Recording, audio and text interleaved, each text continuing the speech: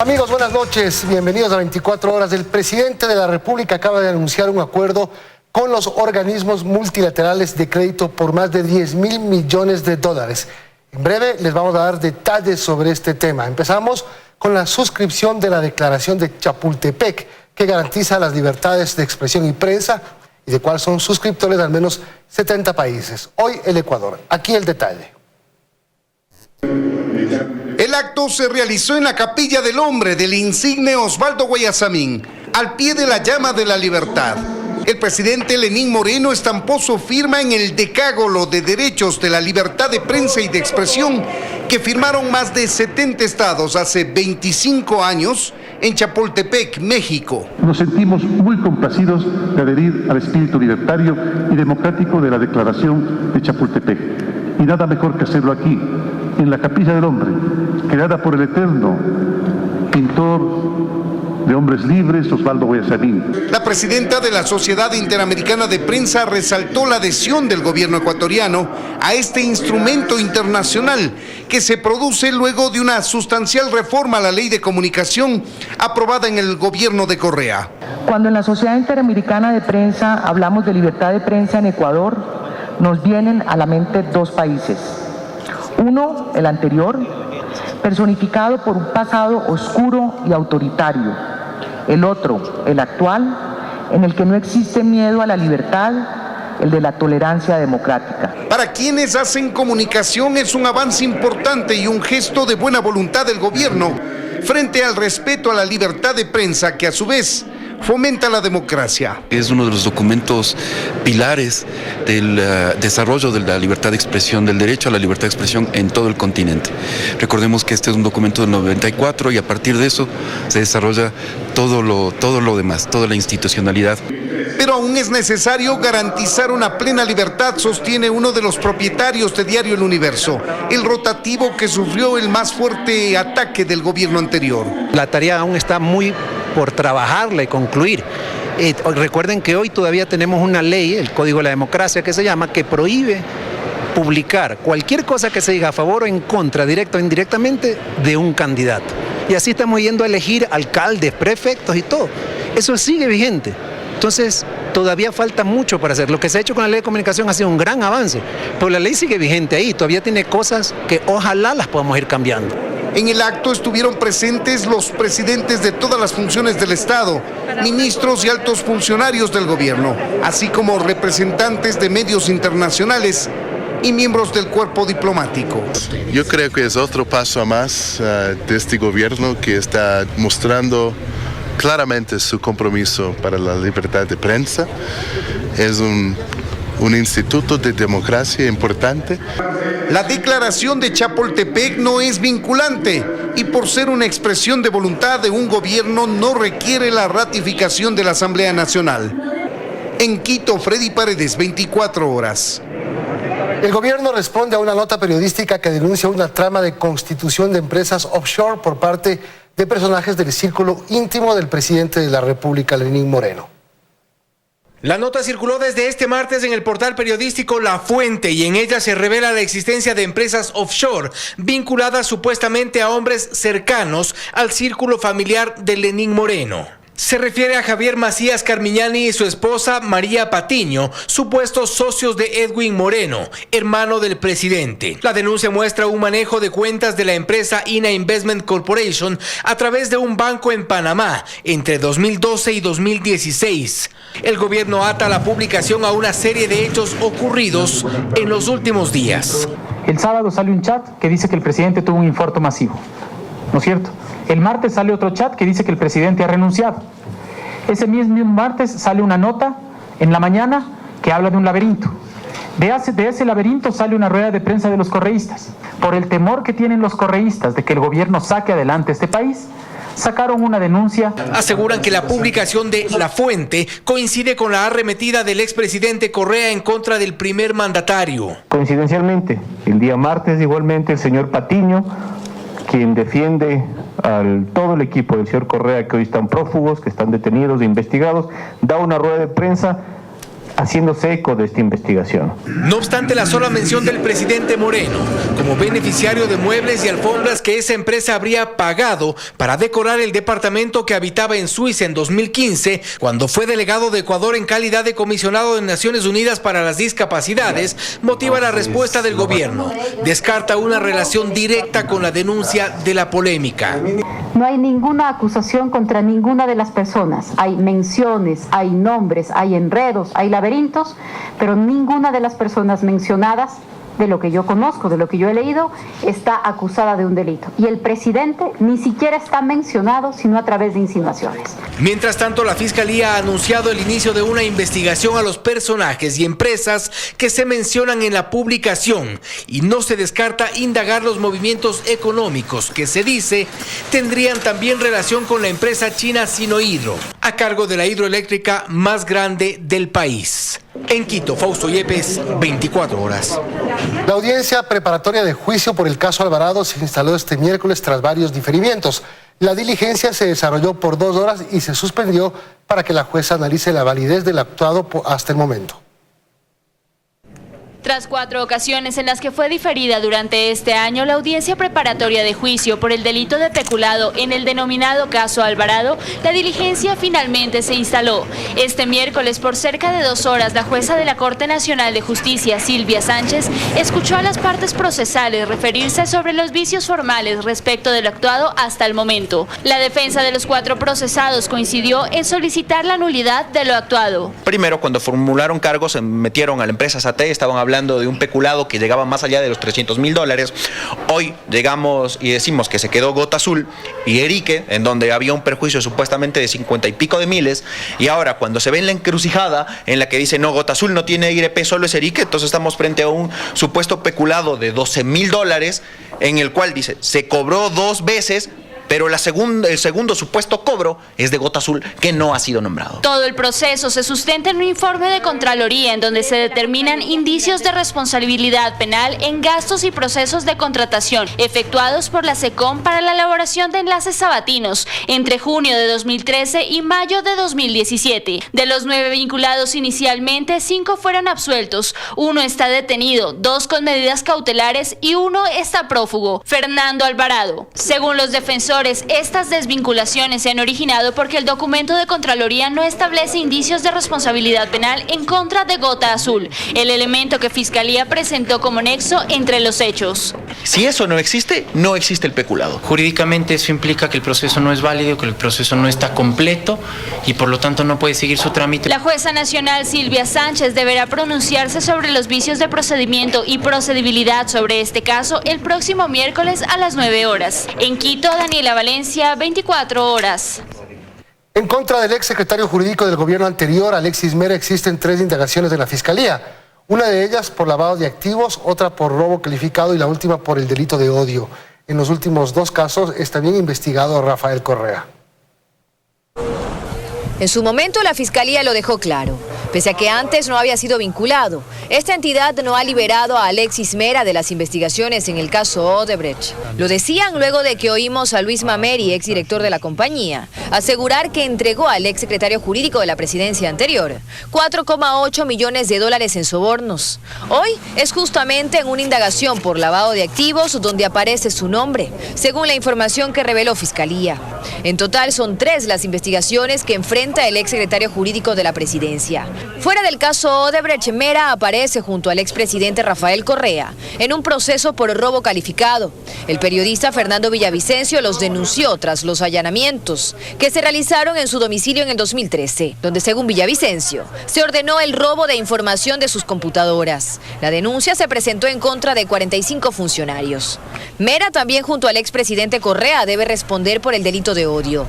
Denuncia interpuesta por el ex miembro de las Fuerzas Armadas, Edwin Ortega, quien los acusó de una supuesta persecución en su contra, que terminó con su carrera militar. Esto se dio tras la carta con críticas contra el gobierno de Rafael Correa que escribió Ortega cuando se encontraba en servicio. Alexis Mera aseguró que por el primer caso, lavado de activos, ya respondió judicialmente durante el proceso de asociación ilícita en el que se sentenció al ex vicepresidente Jorge Glass y que la Fiscalía no tuvo elementos de convicción para vincularlo al proceso y acusarlo de algún delito. Pero esto podría cambiar, pues la fiscal general anunció que viajará nuevamente a Brasil a tomar versión a Luis Mameri, pues aseguró que lo que vimos y oímos en este video no constaba en los procesos del caso Odebrecht que tiene la Fiscalía. Esto podría modificar la situación de Alexis Mera, quien ha dicho se encuentra en Ecuador y no tiene pensado salir del país. Dayana Monroy, 24 horas.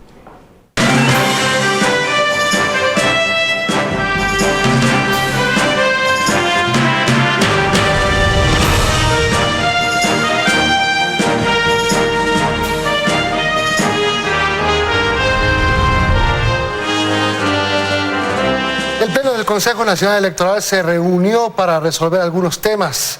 Andrea Samaniego está en el organismo de sufragio para contarnos detalles. Hola Andrea, buenas noches, danos información.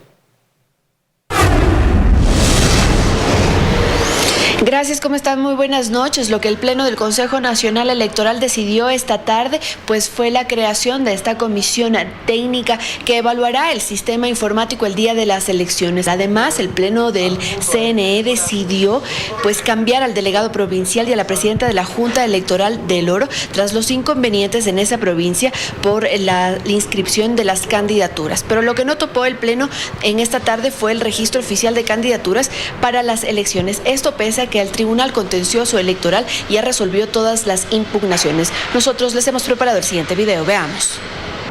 55 impugnaciones resolvió el Tribunal Contencioso Electoral. Según el presidente de esta institución, se estima que se tramitó una causa diaria. Estarían habilitados todos los candidatos para ejercer su campaña electoral de una manera totalmente ya al criterio de lo que corresponde a cada movimiento o partido político. Entre las causas pendientes estaba la de una candidatura a la alcaldía de La Tacunga, cuya inscripción fue negada y que el partido deberá presentar un nuevo aspirante. Mientras en el caso de la provincia del Oro se aceptaron los recursos y el proceso electoral continúa. Se resolvieron todos los casos de una manera muy coherente con lo que resolvió la Junta Provincial del Oro. El proceso entonces continúa. Así es, ellos están en este momento prácticamente ya habilitados. Ahora, con estas causas resueltas, el Consejo Nacional Electoral deberá difundir el registro de las candidaturas para los comicios, que según la presidenta del CNE será en las próximas horas. Los candidatos a nivel nacional tenemos sobre los 80,000 candidatos que están registrados en el Consejo Nacional Electoral y han sido calificados para participar en las próximas elecciones entre principales y suplentes. ¿Pero no se tiene el número exacto? ¿No se tiene el número exacto? En las próximas horas nosotros ya daremos a conocer, pero es sobre los 80,000 candidatos. Atamaín dice que pese a las diferencias de criterios al interior del CNE, estos no deben afectar el proceso electoral que está en curso. Recordemos que estamos en el día 15 de la campaña electoral y hasta el momento no hay un número oficial de las candidaturas inscritas para las elecciones del próximo 24 de marzo. De lo que nos han mencionado es que posiblemente este jueves el Consejo Nacional Electoral se pronuncie al respecto. Nosotros estaremos pendientes, ustedes tienen más noticias. Muy buenas noches.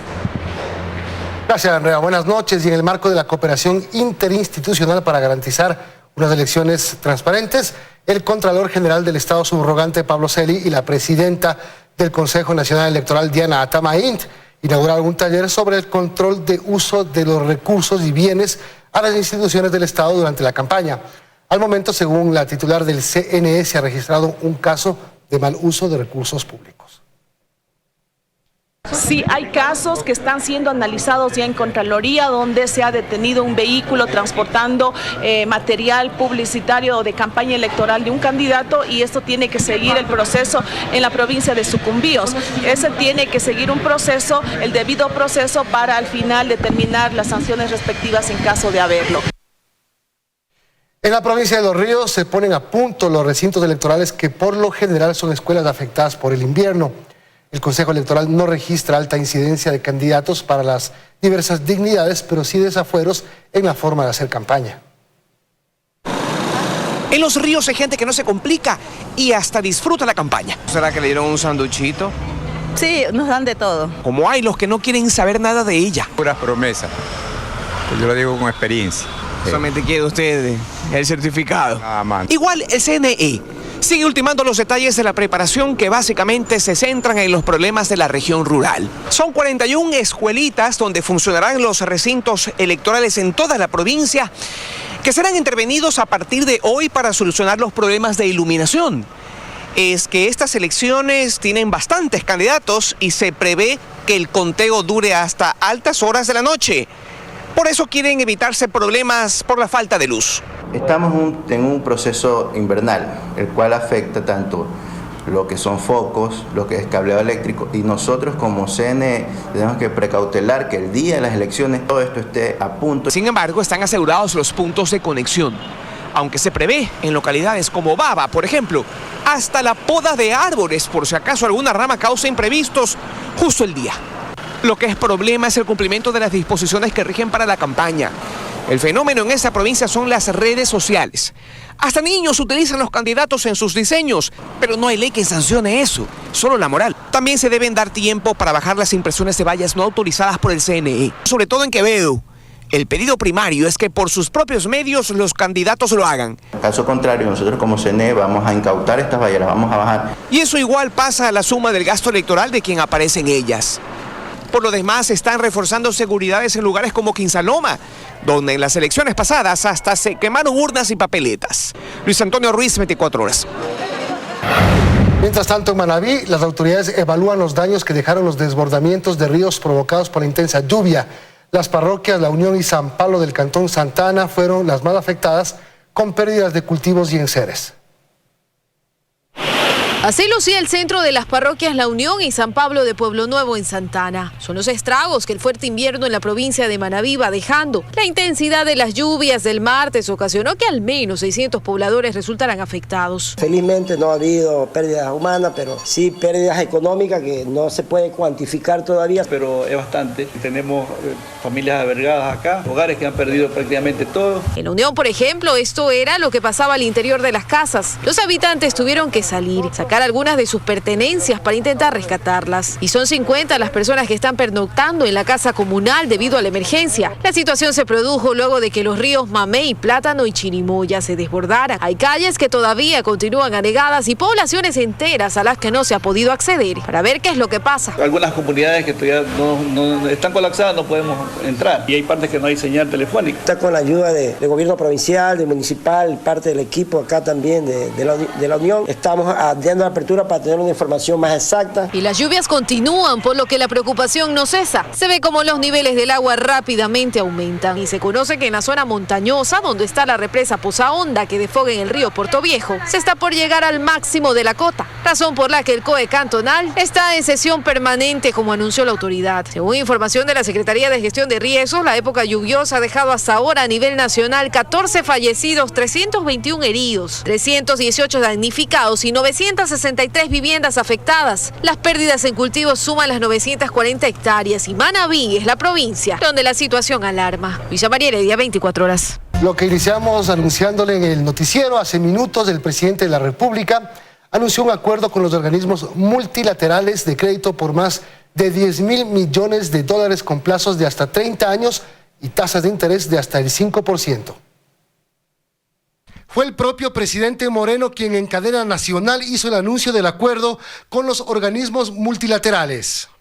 Las más importantes organizaciones mundiales han decidido sumarse al camino que estamos construyendo, han decidido respaldar el plan de prosperidad de nuestro gobierno.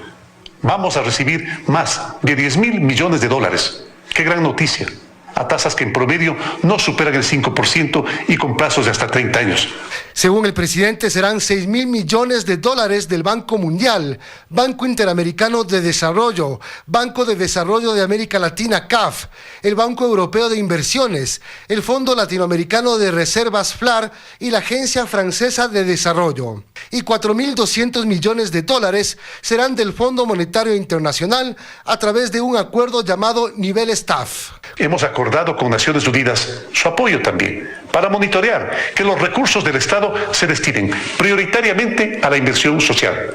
Nuestra opción preferente siempre serán los más necesitados. Gracias a las decisiones firmes que he tomado, no somos lo que hoy es Venezuela. Hemos salvado la dolarización, Hemos recuperado la democracia. Este dinero permitirá oportunidades de trabajo y empleo para todos aquellos que todavía no encuentran algo estable, como por ejemplo teletrabajo para las madres de niños pequeños. Vamos con más casas para todos, más ayudas técnicas para personas con discapacidad, más escuelas. Mientras yo sea presidente, con este dinero, todo joven tendrá oportunidades de empleo. Con todo esto, el presidente de la República además ofrece que los pagos a proveedores, municipios, universidades o anticipos para inicios de obras serán más expeditos. Con esto, el primer mandatario espera que la situación económica del país mejore en lo que le resta de su gobierno. Hace 20 años tuve un accidente. Por eso uso esta silla de ruedas. En esa nueva historia de mi vida he tomado decisiones cruciales. La más importante fue ser su presidente. No me detuve nunca ante la adversidad y mucho menos lo voy a hacer ahora. Sé cómo salir de las crisis. Resta esperar el mecanismo de los desembolsos que será detallado por el Frente Económico del Gobierno. Milton Pérez, 24 horas. Continúan los procesos para la designación de autoridades. Este miércoles rindieron el examen escrito los postulantes para la Defensoría Pública. Daniela Valencia informa.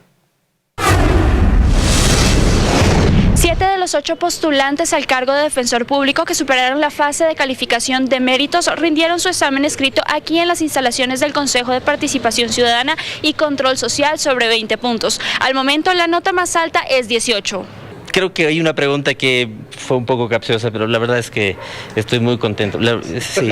Y creo que abarcaron toda la temática que tiene que ver con la Defensoría Pública. Es un examen objetivo, evidentemente eso complica, digamos, o limita las posibilidades de uno expresar un poco más el conocimiento que se tiene. Son los exámenes para valorar el conocimiento técnico que tienen los postulantes. Así que no hay ninguna preocupación. Los aspirantes tendrán 2 días para impugnar los resultados. Posteriormente se tendrá que programar la audiencia oral que será calificada sobre 30 puntos. La fase de calificación de méritos fue promediada sobre 50. Un exfuncionario del Ministerio de Justicia asegura que tras el monopolio existente en el servicio de alimentos para las cárceles del país, hay irregularidades que son parte de una investigación en Fiscalía. El director de rehabilitación asegura que se abrirá el concurso a otras empresas. Que la infiltración de objetos prohibidos a los centros penitenciarios no es lo único que debe generar preocupación, dice el ex subsecretario de Rehabilitación Christopher Gallegos. Creo que debe ser lo que menos debe preocuparnos frente a los actos de corrupción que se dan ya en las grandes esferas. Eso es lo que hay que tener cuidado. Gallegos, hoy alejado de la función pública, asegura que tras el monopolio del servicio de alimentación en las cárceles del país, se esconden graves irregularidades. El pasado 27 de noviembre, cuando aún estaba en funciones, lo puso en conocimiento del ministro Ernesto Pazmiño, a quien explicó por escrito. Durante este proceso se advirtieron presuntas irregularidades que fueron puestas en mi conocimiento por parte del propio proveedor del servicio de alimentación, quien entregó información relacionada con presuntos actos ilícitos, misma que ha sido puesta en conocimiento de la máxima autoridad del Ministerio del Interior. La Factoría S.A., constituida en 2008, es la compañía que durante los últimos 7 años se ha hecho cargo de proveer de 3 comidas al día a cerca de 40.000 personas privadas de libertad en 55 centros de rehabilitación en todo el país. Hay mucho que trabajar. No se puede arreglar en 2 años los problemas acumulados de 10 años, no se puede. Un contrato de aproximadamente $36 millones al año en manos de una sola empresa. Ernesto Pazmiño, ahora director del Servicio Nacional de Rehabilitación, asegura que se pretende pasar la página. Estamos elaborando términos de referencia para la nueva licitación que convocaremos los próximos días, ampliando la participación de las empresas nacionales. Sin embargo, las dudas sobre cómo se manejó el tema persisten. 24 horas pudo conocer que en la Fiscalía General del Estado actualmente existe una indagación previa sobre posibles actos de corrupción detrás de este monopolio. Los términos de referencia que en un primer momento estaban elaborados por parte de mi subsecretaría prácticamente habían sido vendidos o habían sido ofertados a diferentes empresas, a diferentes potenciales oferentes, a efectos de que ellos llegaran a ganar eventualmente el concurso. Obviamente esto era producto de las coimas que se exigían para asegurar un contrato con el Ministerio de Justicia. Adicionalmente, Pazmiño revela que al proveedor de alimentos se le adeuda $13 millones y que ya se han negociado mecanismos de pago. Atrasarse un día en el pago es $100.000 diarios. Si yo me atraso un mes, ¿cuánto es? 3 millones de dólares. Un jugoso contrato salpicado por cuestionamientos. 7 años de preferencias que hoy se investigan. En Guayaquil, Carlos Acoto, 24 horas. Varios profesores de inglés originarios de Ghana y Uganda que ingresaron al país como voluntarios a través del programa Time to Teach del Ministerio de Educación realizaron un plantón en los exteriores del edificio de esta cartera de Estado en Quito. Los maestros denuncian irregularidades en sus contratos y aseguran que a pesar de que el ministerio les ofreció pasajes de ida y vuelta, no les fueron entregados.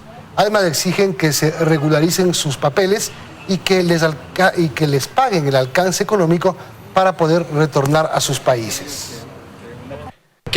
Yo vine como profesor de inglés y me trajo el Ministerio de Educación. Cuando llegué tenía una visa de turista y el ministerio iba a tramitar mi visa de trabajo. Sin embargo, no lo hicieron y yo tuve que pagar $2.000 con mi propio dinero por el trámite de mi visa de trabajo. Nosotros llegamos a través de un intermediario que era la Fundación Edificar, que ahora ya no existe y robó el dinero que debió ser usado para nuestras visas. Por otro lado, el ministerio aseguró que nos daría trabajo para pagar nuestro boleto de regreso a nuestros países, pero resulta que no podemos trabajar sin visa. Seguimos en Ecuador esperando una solución para poder regresar a nuestros países. Asaltaron el consulado de Venezuela en Guayaquil. 8 delincuentes haciéndose pasar como venezolanos ingresaron y se llevaron $25.000. Además, los objetos personales de otras personas que se encontraban en el lugar.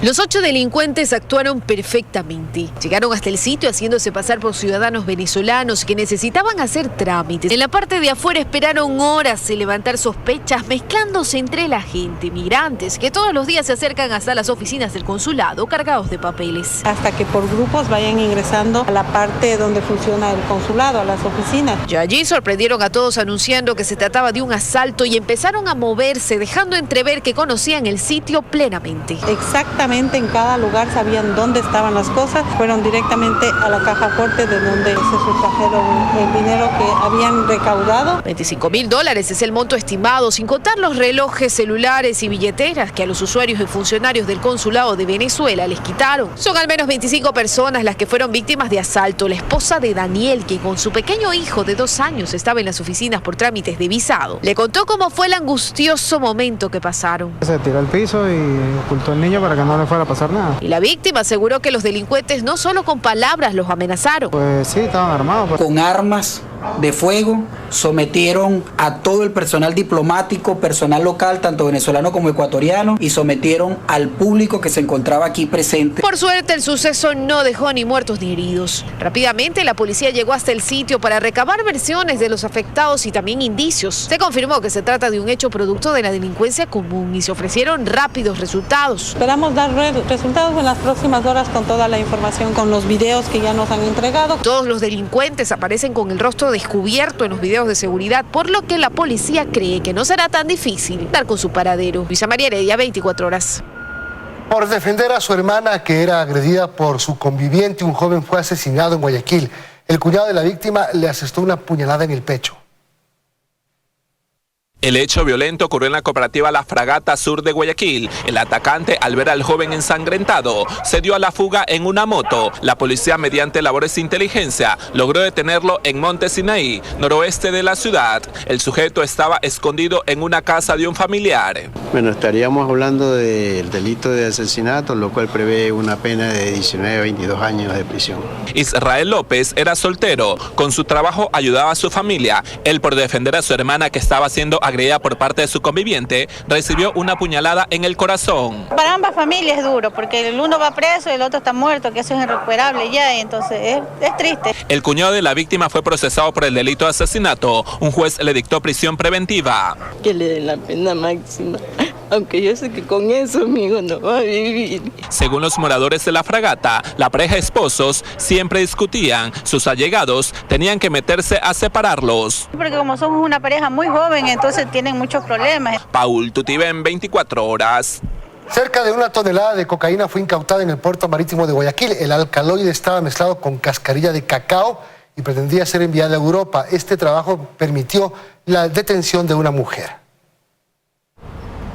El operativo fue realizado en horas de la madrugada en las instalaciones del puerto marítimo de Guayaquil. Agentes antinarcóticos, con ayuda de un can amaestrado del Centro Regional de Adiestramiento Canino Crack, localizaron la sustancia ilícita en sacos de yute en el interior de un contenedor. Se encontraron 1000 sacos de cascarillas de cacao, entre esos 50 sacos que estaban camuflados, en la cual estaban contaminados con sustancias sujetas a fiscalización. El cargamento tenía como destino Holanda, Europa. El trabajo permitió detener a una mujer. Supuestamente estaba a cargo y era la representante del envío de los sacos de cascarillas de cacao mezcladas con la cocaína. Que estaba queriendo enviar este contenedor a Rotterdam, Holanda. Una vez incautada la droga en el puerto marítimo de Guayaquil, los agentes antinarcóticos trasladaron el cargamento acá al laboratorio de criminalística. Aquí le van a realizar la prueba química forense. Este trabajo consiste en separar la cascarilla de cacao del alcaloide y así poder determinar el peso neto de la sustancia ilícita. Aproximadamente 1 tonelada de cocaína. La mujer detenida sería procesada por el delito de narcotráfico a gran escala. Este delito tiene una pena superior a los 10 años de cárcel. Paul Tutiven, 24 horas. Un accidente de tránsito ocurrió en las avenidas Eloy Alfaro y de Las Frutillas, en el norte de Quito, dejando 2 heridos. El accidente causó gran congestión vehicular en la zona en sentido sur-norte. Uno de los 40 pasajeros que viajaban en esta unidad de servicio urbano quedó atrapada tras el impacto entre esta grúa y el bus en las calles de Eloy Alfaro y de Las Frutillas en el norte de Quito. Se han practicado tareas de extracción vehicular para estabilizar al paciente, rescatarlo y ponerlo a buen recaudo en ambulancia de la institución. El momento en el que ocurrió el siniestro, según relata el conductor, estaba recogiendo pasajeros. Como miraba que subían los pasajeros, miraba la puerta, luego sentía el impacto, un impacto fuerte. Fueron los usuarios que vivieron momentos de pánico cuando la unidad fue arrastrada por varios metros por la grúa. Es que el conductor, según las primeras investigaciones, habría perdido los frenos. La grúa se nos vino encima. La grúa nos arrastró, pues, o sea, y por poco le voltea al bus y podía, casi le lleva hasta el poste. Tras el impacto que dejó la parte posterior del bus totalmente destruida, el conductor de la grúa se dio a la fuga. Este siniestro, que dejó 2 heridos, además provocó gran congestión vehicular en sentido sur-norte por el cierre de un carril mientras se atendía la emergencia. Fernanda Ceballos, 24 horas. Más noticias. La DINAPEN junto a la Intendencia realizó en Puyo Pastaza un operativo en una caída en la que más de 100 menores de edad se encontraban ingiriendo bebidas alcohólicas. El evento fue en una casa comunal de un barrio y la convocatoria se hizo a través de redes sociales. El operativo les cayó como un balde de agua fría a los más de 100 jóvenes que al libre albedrío disfrutaban de una fiesta organizada en la casa comunal del barrio La Merced, en la ciudad de Puyo, y donde se pudo encontrar botellas de todo tipo de licor que habían sido ingeridas por los menores. Hemos encontrado con más de 100 menores de edad que han estado consumiendo bebidas alcohólicas y han estado en una caída, que normalmente les llaman a estas festividades, la misma que no tenía permisos de funcionamiento, no tenía un adulto responsable del evento. De los asistentes, por lo menos 80 eran menores de edad, los cuales habrían pagado $2 la entrada para participar de la denominada caída. Entre ellos, niños de 11 y 12 años de edad. Le dije que voy a una fiesta de un cumpleaños y me dijeron, bueno, y vendrás rápido. La invitación se había hecho a través de las redes sociales. La tesorera del barrio explicó que arrendó el local para una cosa distinta a la que las autoridades constataron. Para curso de pintura me pidió, y lo cual le di la llave para que solamente era para el curso de pintura, para nada más. En el lugar no existía nadie que supervise a los menores, que en un gran porcentaje estaban ya en avanzado estado etílico. Es preocupante por esa situación. Tenemos que trabajar con la comunidad, con padres de familia para evitar este derecho. Puede pasar causas mayores y tenemos que trabajar bastante en eso. Al conocer de la intervención de las autoridades, familiares de los adolescentes llegaban al sitio. Muchos de ellos ni siquiera sabían qué era lo que en realidad estaban haciendo sus hijos. Los menores de 16 años fueron llevados hasta la DINAPEN para, con un acta, ser entregados a sus padres, quienes felicitaron el accionar de las autoridades y pidieron mano dura con los organizadores de estas fiestas de perversión. Para mí es muy penoso ver cómo gente se aprovecha de los niños prácticamente al venderles alcohol. Desde la provincia de Pastaza, con imágenes de Paula Buenaño y Jefferson Santos, 24.